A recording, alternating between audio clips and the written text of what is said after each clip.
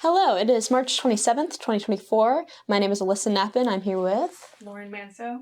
And we are interviewing Britt Dixon. Would you spell your name out for us? Brittdixon. Fantastic. So tell me where and when you were born and how you identify. I was born in Orlando, Florida, in the year 2000. My pronouns are she, her, and I identify as a woman. I am a trans woman. Beautiful. So talk a little bit about your upbringing and how it influenced your identity and your expressions of it. I think the first thing that comes to mind is my sisters. I have 3 older sisters. The oldest is a decade older than me, and then the youngest is just 2 years older than me. I'm the baby, so I feel like that defined a lot of growing up was being around feminine presence. My dad worked the night shift when I was very little, and I still, he worked less of the night shift later in life, but for most of my life, I was just around the girls and my mom, and I think part of like very early in my life, just always being around feminine things, it took a while for me to like gain that like perspective, like probably not until I started like going to school or like going to like, I don't know, spending more time at school, whenever that happens, that I realized the distinction between like, this stuff's for girls and this stuff's for boys. And I was like, oh, okay, better do boy stuff, like, duh. And then, but that was definitely, like, I never really put down, like, girl things in my life, or at least never stopped, like, seeing it all the time, like, in the house, sharing bathrooms with girls and stuff. I mean, like, femininity was just always around me in those ways, just from the family. And I think that had a big impact on how I viewed myself because of those things, just constantly being surrounded by women and stuff. And I did Boy Scouts. So that was like kind of like the antipodal, like other side of my experiences was like just you and the boys. And like that's how my dad and I spent most of our quality time growing up, was that. And I enjoyed that stuff. I don't know. I think camping's great. Yeah, definitely. But I don't think any of the experiences there that I valued were very inherently masculine in some of the ways that, like, I don't know, maybe making up a song like with your sisters and like dancing around isn't necessarily feminine either, but I don't know. Maybe that the fact that I view it that way is revealing. So, tell me a little bit about like your upbringing and like social circumstances that kind of informed your understanding of queerness and femininity. Okay. I went to a Christian Presbyterian... Specifically pertaining to your identity, by the way. Oh, okay. I forgot to mention that part. Okay. I went to like Christian preschool, like a private school. And then later I went to like public charter schools and then finally public high school. Right. So I don't know. I'm trying to figure out what I'm supposed to, like my social standing means necessarily. I guess maybe like aspects of socialization. So maybe like, were you religious at all, or like did going to a Christian school like sort of influence your personal like morality or like values, religious values, stuff like that? Okay. Sorry, this is... You can take a second to think about it. Yeah. We grew up very vaguely religious in the way that I think a lot of like, I don't know, middle-class white families, definitely in Orlando did, where like, I don't know, we went to church. We were never really like sold this big message about like Jesus or like morality any more than like, I don't know, our parents would be like, don't do drugs and stuff. Yeah. So a lot of, I think certain things because definitely, okay, I think I gained a perspective on things like homosexuality or like queerness early on because our church used to be more relaxed with it. And then at a certain point, they like fired their like kind of unspoken lesbian Miss Carol, who was awesome. And like everyone loved her. They fired her. And that was like a little bit controversial. And then like it was a couple years after that I think we left. But that was kind of my first introduction is like Did you know that she was queer? And then that's why she was let go? I was so young I didn't care. Like, I had not like thought about Yeah, that sort of thing. right. Really didn't know like what that was until like there's this thing no one was talking about. So I think that was how I was like introduced to queerness. Oh, this fell. That's all right. I've been looking at my this. breasts. We're all good. Yeah. Okay.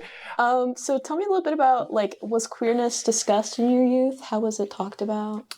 It was. If it was talked about. If it was talked about, it was something like the adults were joking about or alluding to. So almost never like explicitly or directly addressed, unless it was something very dismissive was anything that we heard about, like, oh, well, don't worry about that. That's just stuff that's different from us. You know, if like we overheard something as kids. So I'm being vaguer because I don't exactly remember what my like first. No, that's fair. That's completely fair. Okay. No worries about that. How would you say your conception of femininity has changed over the years? Okay. Yeah. I think that it started with, like, I guess when you're a kid, you don't really like know either way. And at some point it becomes like, oh, well, there's boys and there's girls, and like the boys hate the girls, and like that's like little kids. And then at some point you learn about feminism and you're like, you know what, maybe girls can be cool. It's kind of like that phase. And then you get to high school, and I feel like most of what I am like, what's coming to mind, like being socialized a male and like how women pertain to me as far as like what society was expecting to me is as far as like romantically, like those sorts of relationships. Now, in spite of this, I've always had like girls as like my best friends and stuff. Like, I don't know. I think the earliest notion of sorry, going back to a question, I guess a little bit, is like queerness in general is like, for me, was like the other kids calling me gay and me being like, what are you talking about? I'm not gay. Meanwhile, I was like just a trans lesbian, which is, so, you know, it's like, it adds to the confusion. Because like all my friends were girls growing up and stuff, or at least most of the time. And I had like my boyfriends too, and things like that. But I don't know. I lost the plot. Okay. If I could just interject real quick. Yeah, go ahead. Back to like the socialization aspect. Were there any like institutions or like safe spaces that you identified as being like once you acknowledged your queerness, or like once you came to understand who you are as a person, like are there any like safe havens that you found, or any people besides like, for example, Miss Carol, like anyone like that? Okay, yeah. It took me a really long time to accept my queerness and like talk about it or be out with it. Like I was always like vaguely bisexual, but no one talked about it in like all high school, middle school. But yes, there's the I mean, it's the big one. It's theater. That's like where the gay kids go in high school. And I knew that I didn't have the expectations of maleness that made me uncomfortable when I was there, or at least not as many. Like a more, you know, I could be closer to what I was comfortable with just based off like my mind and things, and what was easier to like sort of mask. So definitely that is a place that like I found like early in middle school, and then I just did that for all of middle school and high school. It was a very safe place. It's like basically all I did. How about like after high school, like in college? In college, well, that's like the reins are off now. Yeah. I can just do whatever I want. So I didn't need theater anymore. And I knew that like pretty immediately once I got to college. I was like, oh, I don't like want to do that anymore. I don't like really enjoy doing that stuff so much as like just like being in it, you know?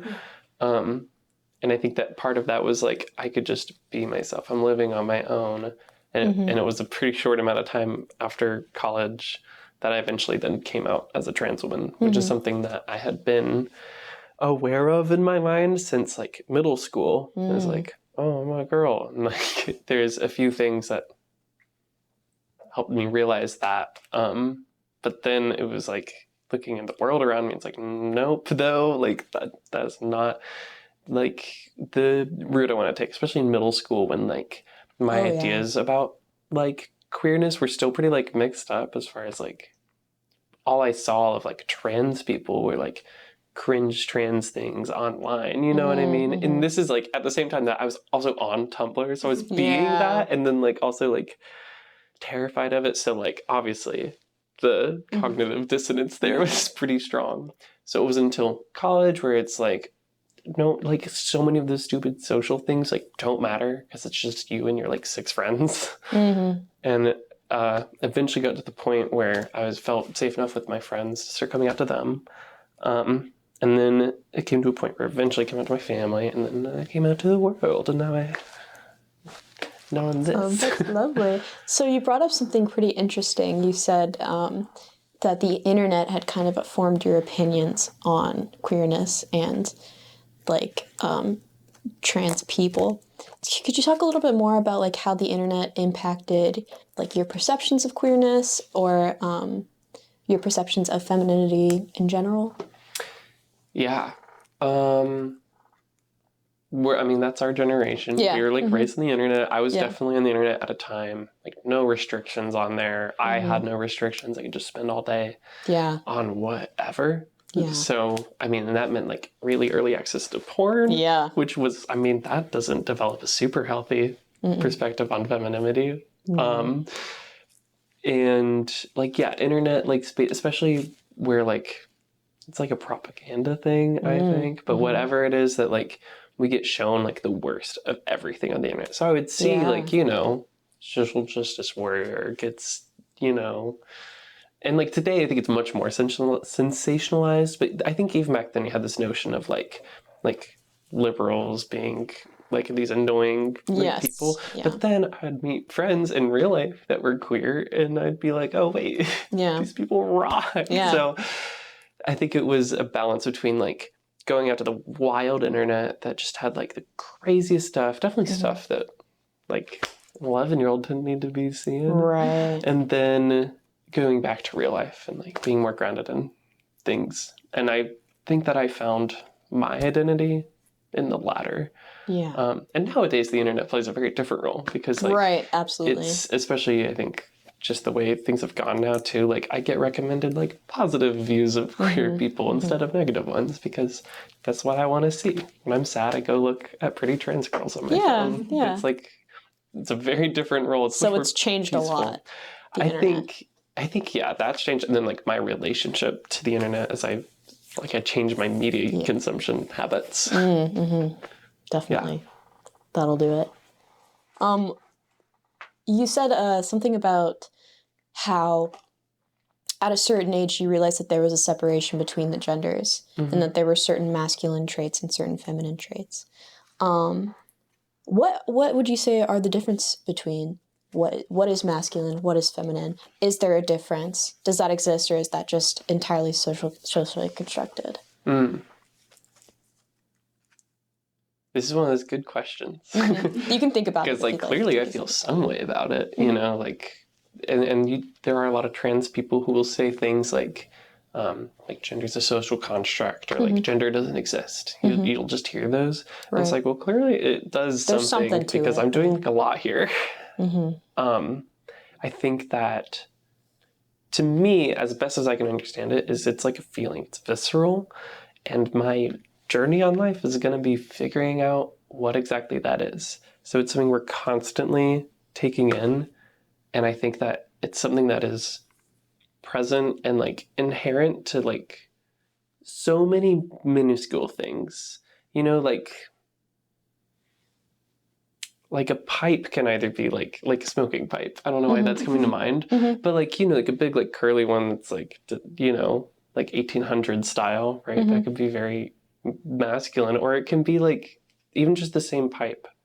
If you look at it right, or if you like someone smoking the right way, you could be like, no, that pipe's a girl. You know, I think so. I think it's like exactly as arbitrary as something that's just a construct, but I think because we feel it, it's also kind of it's still tangible, even though it's something that we've kind of constructed. It's still tangible. Yeah, I think that's probably the worst explanation of that. No, that was great. I understand. Like it's real in its consequences. Yeah, I guess so. And like we're just here. Yeah. We just exist to move through. I think in order to like trans yourself, in order to transition, you have to like have some conception. Well, you have to you just throw out your conception first and say like, whatever this is that I'm feeling, like whatever I think femininity is, like I just actually have to forget it. Because whether or not I'm able to like define it or not, like that's all the walls that have been put up to stop you from experiencing it. Like society is really concerned on like maintaining masculine over femininity and like separating those and like the dynamic of like power between those. Right. And I think that informs, like as a social construct, is explaining how that information and like that status quo is so important, that we have walls up in the first place to be like, this is feminine, and that like it's bad because it's feminine. Like we don't like a man with a high voice because that means he's weak because feminine is weak. Like those sorts of concepts are just everywhere. And I think that part of like transitioning, that like beautiful cosmic journey, which is not easy to uphold all the time, is taking and being like, oh, it's like stupid. I just need to forget that and start like living life. And now I can, spiking in the rain, feminine. I don't know. It was today. That's so beautiful. That's lovely. Biking can be feminine. I guess depends on the bike. Yeah. Depends on the biker. Yeah, depends on the Depends biker. on the rain. Depends on the rain. Yeah. How would you say? Would you say that your relationship with like traditional conceptions of femininity helped or hindered you coming to terms with your identity?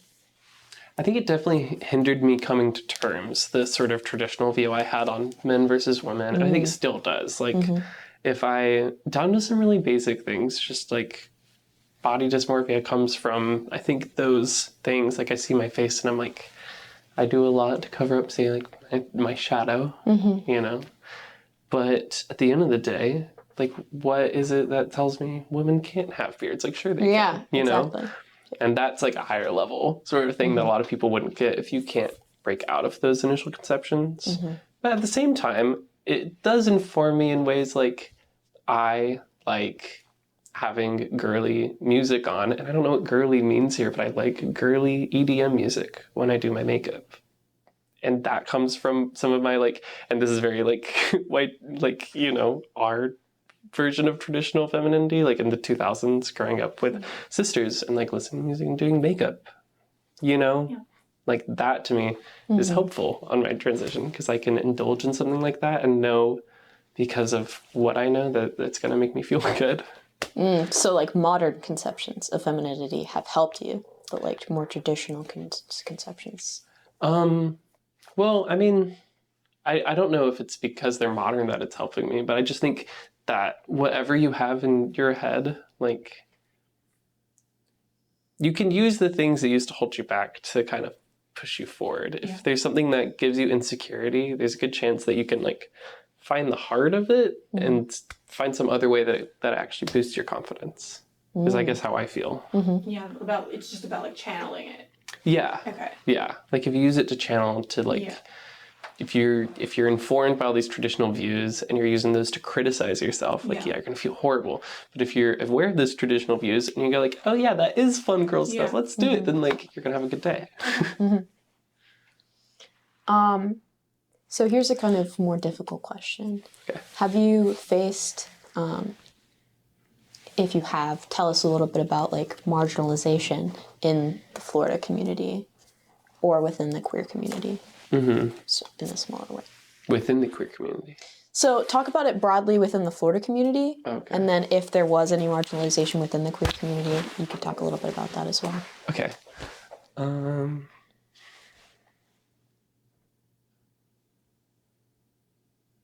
if you haven't had any, then that's perfectly fine answer as well. I have. I'm just thinking about how I want to go at it. Kind of.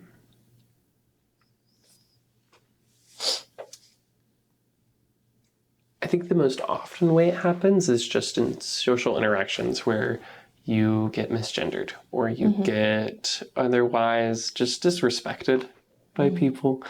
And that can be on varying levels of like intensity. I've had some like, a car drives by and they call me the F slur, like in broad daylight, and it's like, come on. Or it can be at the bar and I have some guy, I bartend and I could be bartending and have someone come up to me. I've hidden this again. Okay. I might be bartending and someone comes to the bar and I've been helping them and they just keep serving like misgendering or just like, yeah, dude, bro, like, or even just coming to the bar and talking to me being uncomfortable, like visibly, and it's like awkward and I have to deal with that. And it's like, it's kind of just someone else acting a little bit, I don't know, a little bit stupid. And it's like, I shouldn't have to deal with this. You know what I mean? Yeah. That's one thing. There's kind of a step before that, which is like, before I even leave the door, I have to be asking myself, like, how much do I care about passing today? Or am I going to go out looking like a boy? And like, if I look like a boy in Florida, I'm probably not going to use the women's restroom, for example. And that's something that can be stressful. And these are like a little things, but they're everyday considerations. And then sometimes it's bigger things. So I used to be a tutor. I worked at a tutoring service here in Gainesville, and it was with children. So I had children like 3rd grade to like 10th grade was about what I taught. And I was really good at it. And everyone at the workplace was as respectful as they could be, Still got misgendered a lot because they weren't used to getting around with trans people necessarily, but I would get assured time and time again about like, we want to make this like a good place for you to work, da-da-da.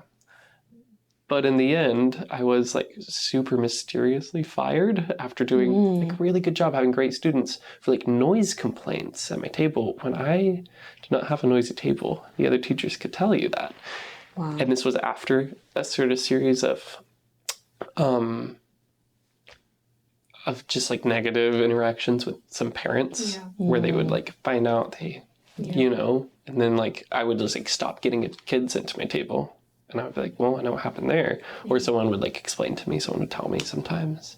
But I think that, and there was also some stuff there, like normal job stuff of like, and also our boss was like a crazy lady who's also took some embezzlement, like other things. You know what I mean? Like, like just like a normal level of like the general unfairness of life. But then there's this added context. Like I didn't just get fired. I got like trans fired. Yeah. Which is...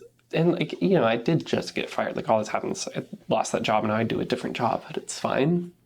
But there is this like context to everything that happens, especially in, say, a workplace or any of these social things, right? I mean, the things we operate under our contract for, right? Like those things are kind of constantly peppered with little aggravations, I think. Little microaggressions. Yeah. And definitely things like that too.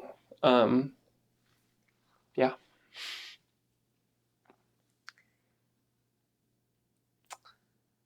So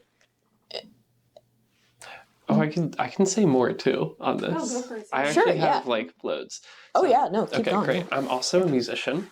Right. And so I've spent a lot of time playing shows, and that's a very specific, like the entertainment industry can be so many things. I've played with some bands, and it's the bands that are more like punk rock, a little more alternative, maybe, where we go out and do shows, and it's a great time, and people in general will be very respectful of me. Sometimes they're not, that's just life.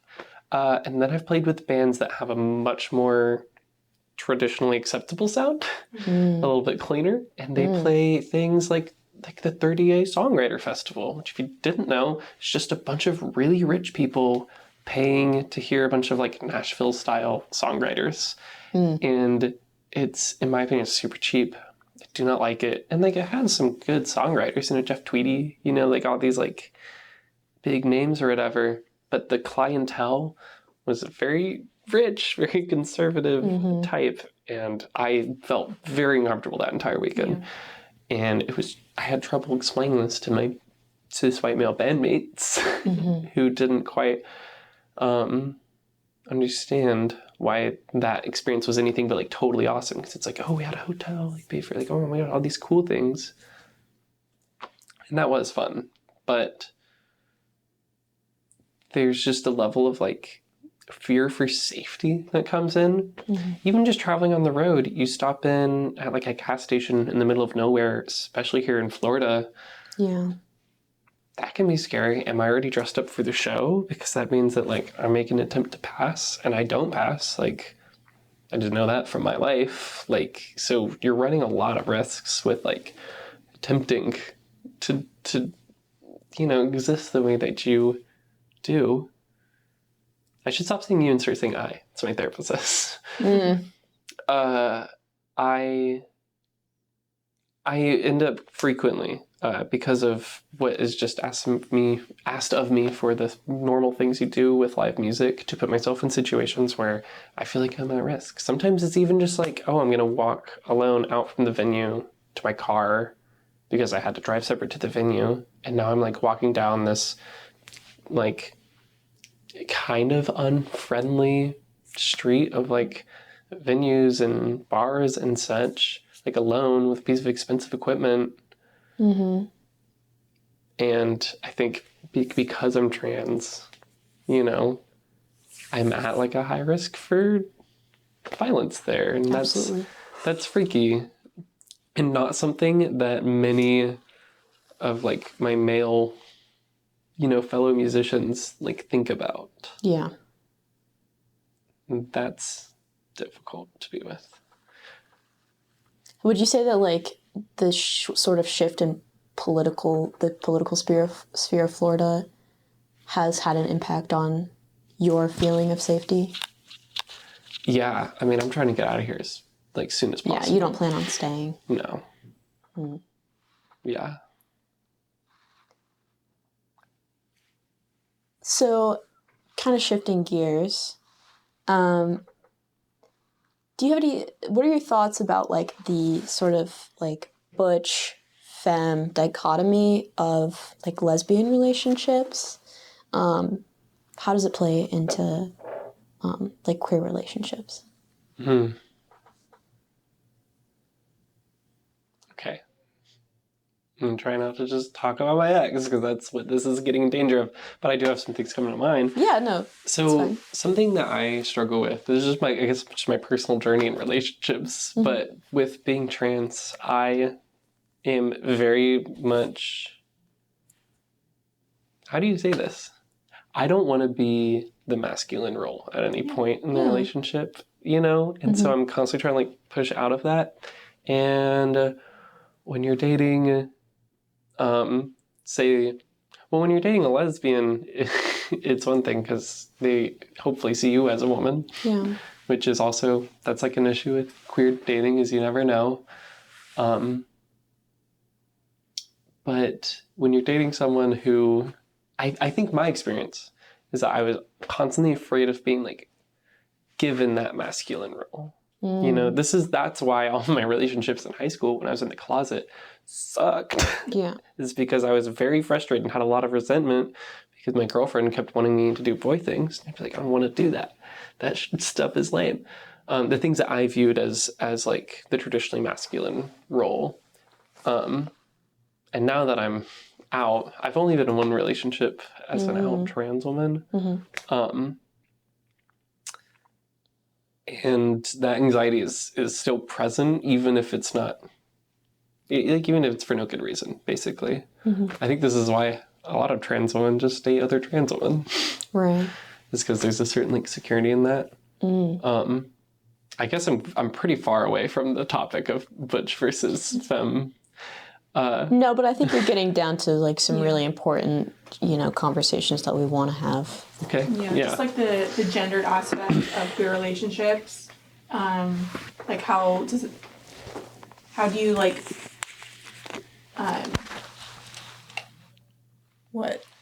Oh, okay. How do you like sort of deal with that? Like, is that, you say that you don't want to take on like the more masculine role, and that anxiety definitely exists for you, and it's kind of going back to like the social construct of gender and it being real and its consequences. And so, can you think of other examples in which you see like queerness and femininity manifest sort of like together in your life, and like how does that create like anxieties?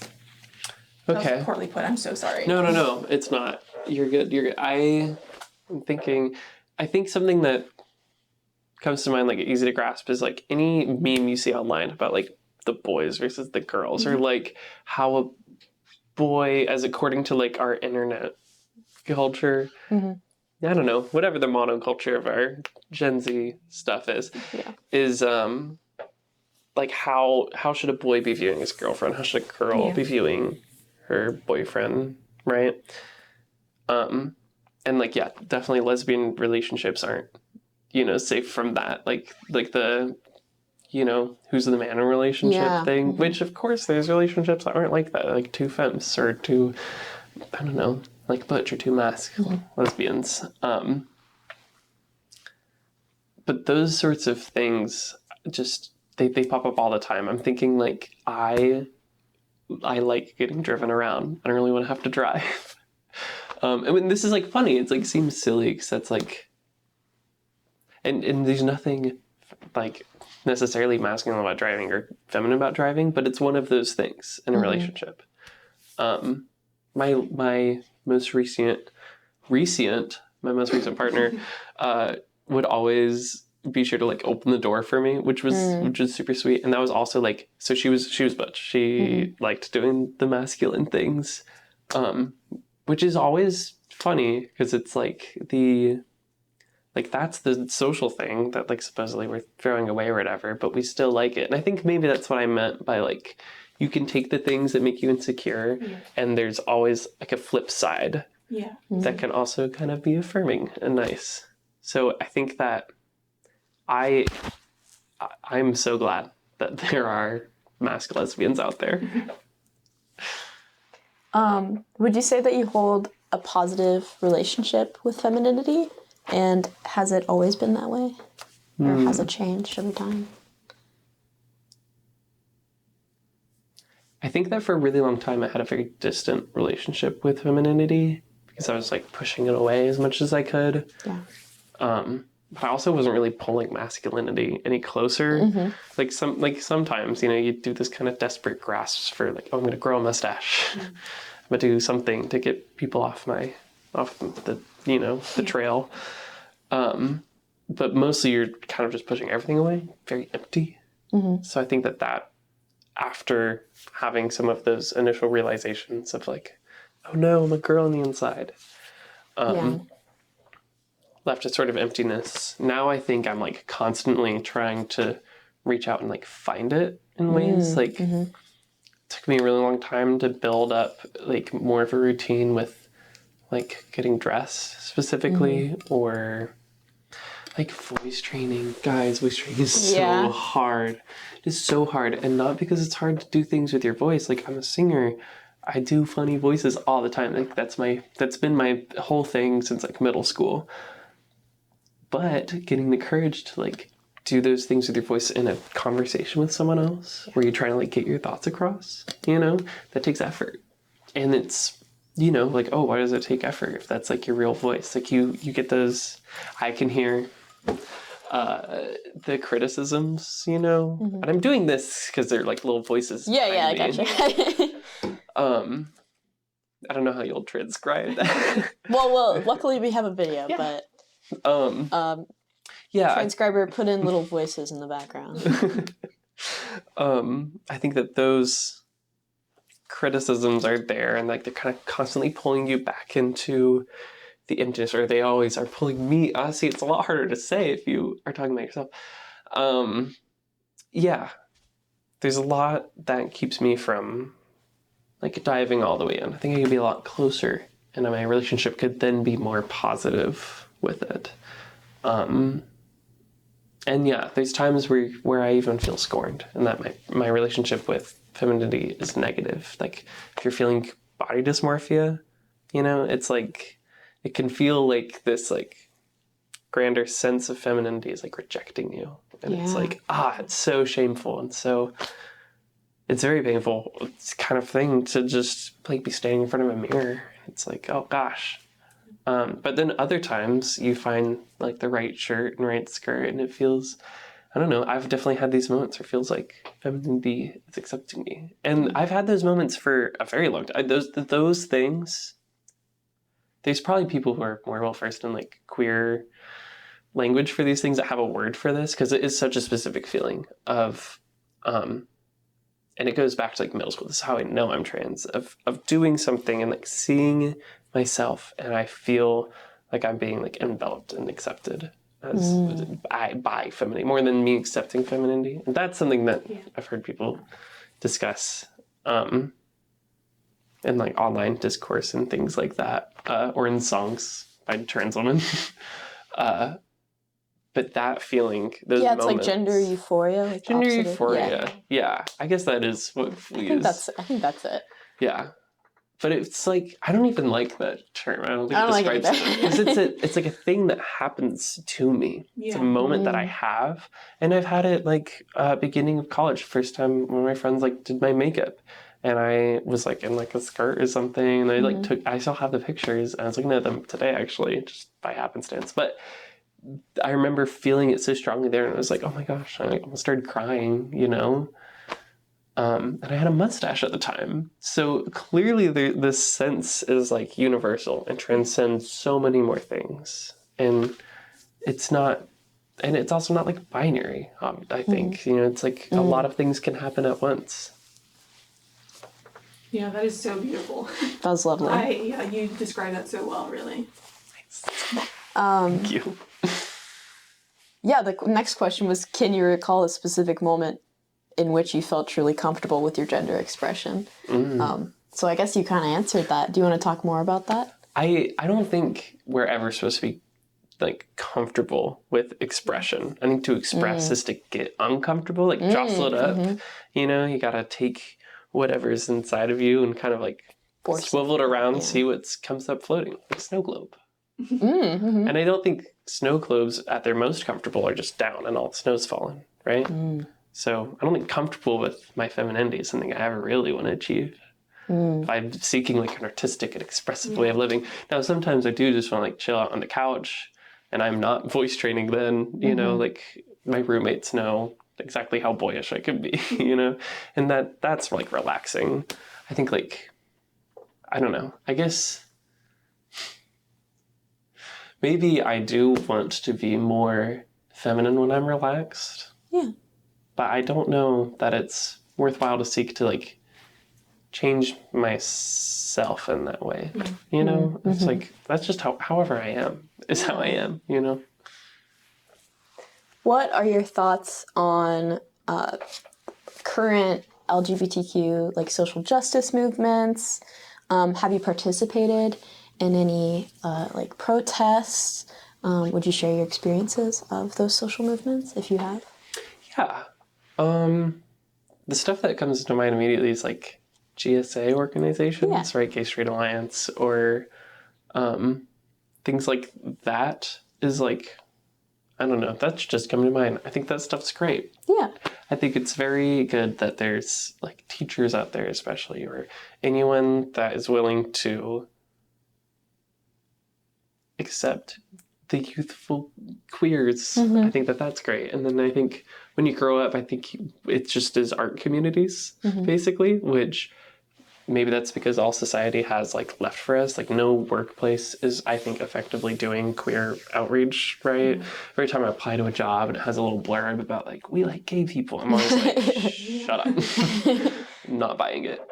But what society does still have space for is like how we use our leisure time, and that is art, and art is where all the queers are. So I think like that's like the adult version of like GSA or anything else, is you find your like-minded queers and just find the things you enjoy doing together, you know? Queer hiking groups, queer musicians, so many trans women make music. So I think that those are kind of what you end up with. I don't know, I'm still You found like a lot of community within like the music scene. And what that community is, it just becomes your friends. It's like, oh yeah, I just meet with so and so every Thursday, you know, like whatever things you start doing, or like, yeah, for music it's going to shows, and then just every show is just a bunch of queer people meeting up. So it's community in this kind of very loose sense of, you know, no one's signing up for anything, no one's paying club dues or whatever. Right. And I think that's that's been, and I don't have a lot of experience with like protests or anything. A lot of like more active like social justice outside of social justice at shows, which is like, oh, we're raising money for this, or like just saying stuff on stage to like type people up behind a common cause, and things like that. And it's no wonder that a lot of, like my friends in the scene basically also do protests, and then they'll invite me out to protests, and every now and then I show up. Are you optimistic about LGBTQ freedoms and like the upholding of those freedoms in the current or future political climate? Are you optimistic or maybe fearful? I mean, things don't look great. Yeah. There's a lot of scary things on TV and stuff. I think even 400 years ago, there is trans women out doing it. You know what I mean? So we'll probably be fine. Is there anything that you would like to add about like your relationship with femininity and queerness? Any stories you want to tell, just for the record? I can try and think. Yeah, take a moment.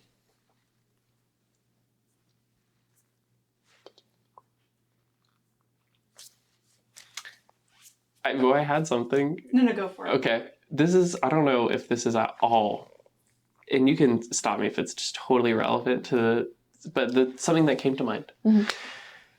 So a lot of trans women make music. A lot of trans women make a very specific genre of music called hyperpop. I don't know if this is a social phenomenon you're aware of.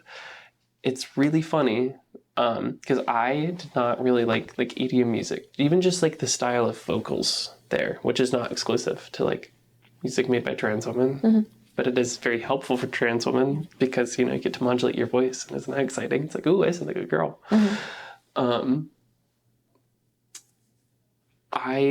It's so fascinating because I don't know what it is, but there's something. I think it might just be that we're all doing it, so we're all excited by it. Is seeing other trans women make this music that's like kind of batshit crazy, and like sometimes like really good. Like if like music stuff, it has like a lot like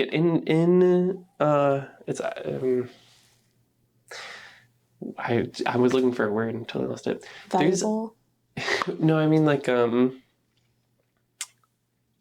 the ratio of like, so like every genre has, it's like, oh, I learn everything by ear, or like, oh, I'm like a music theory nerd, and like I'll like do composition, or like, oh, I don't know, I just, the guitarist tells me what notes to play. So like that, there's so many like really highly like musically fluent musicians that make hyperpop, and it's so funny because they will do like crazy things that show off, if not a lot of like knowledge, then like a lot of ears. Like, I don't know, good. I'm not explaining this right, but it's funny because then they're making like meme music sometimes, like songs with like a funny monkey or something, like very silly. And I think that like there's this sense of abandon like shared in the genre that I think comes from the sense of abandonment you have to have about life, or that a lot of trans people feel like you have to have in order to start like accepting yourself as trans. Because like if you look at like, I don't know, like cringe funny internet stuff from like raw XD, right? Or like trans women love the emoticon like :3. Yes.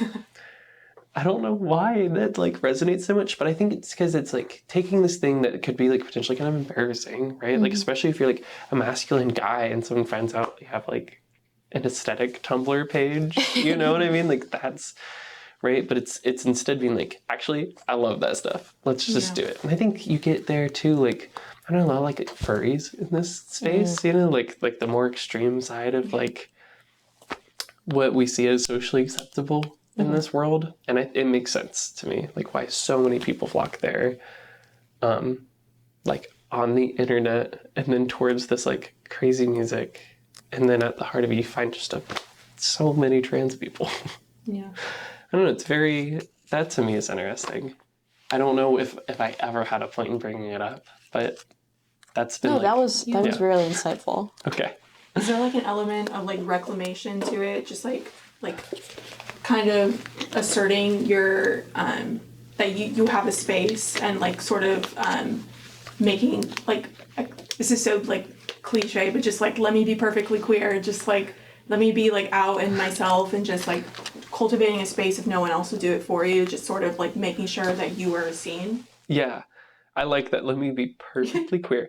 I think it's this exact same abandonist, like hedonistic attitude of like 90s like pop grunge crazy stuff. Like, yeah, they're gonna think you're weird anyways. You might as well get all the crazy piercings, weird hair, crazy colors. Cause like they don't want you there anyways. You know, like conforming was never the point. Yeah. And so, yeah, it's reclamation for sure. Okay.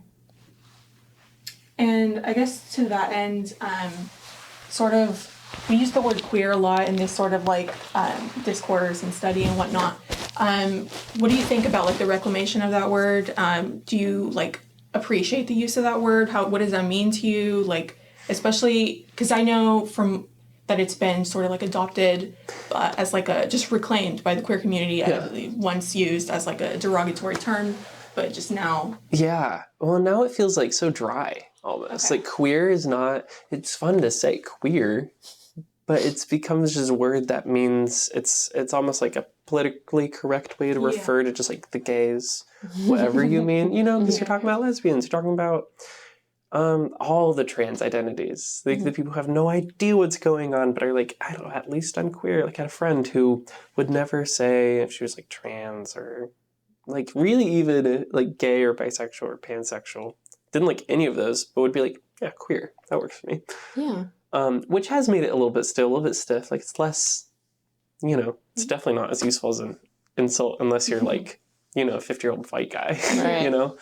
I love the words that we reclaimed. I have a lot of fun calling my friends the F slur. I just like, I think that stuff's great. I don't know. And some people don't.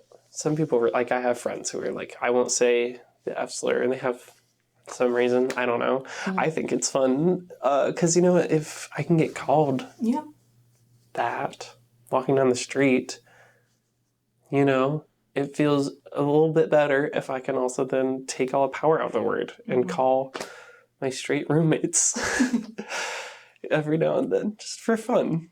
They never see it coming is the best part.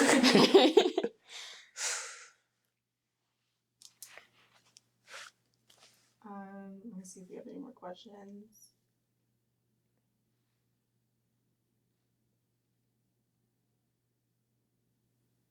Yeah, I think we've just about done it. Cool. You did so fantastic.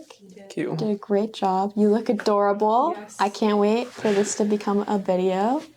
Was there anything else you want to share or talk about? I don't know. I went out for the first time as a single woman. Oh, It was like last month now, but that was an interesting experience. Yeah. I went out with a bunch of my girlfriends for like the first time really, because I didn't go out a lot when I was in a relationship. And so it's a kind of new friend it's pretty group. typical, yeah. Yeah. I was really nervous.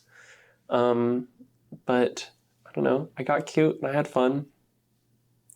And I don't know if I have anything insightful to say about it, but it was just that like going out to queer clubs and stuff. I assume that's what you did, right? Yeah. Like UC. Hey. Yes, I went to UC. It was it's nerve-wracking. Yeah. And the most fun part was getting ready, which so true. Yeah. I mean, it's almost like a ritual, just like sort of just like yes, ritual. Okay. I think like that is like, and I don't know, this is just my personal tendencies of like being a little bit spiritual and stuff, but like I love anything that I can take and sect in my brain as a ritual. And like, the ritual of getting ready is feminine in its energy. Absolutely. And it's like, it feels like the universe has like a feminine side to it. And that's what you're like breathing. 1,000%. You know? Yeah. Yeah. That was what I was getting from what you were saying. I suppose it has a masculine side too, if you're into that, you know. Right. I don't know. if it has to, you know. Yeah.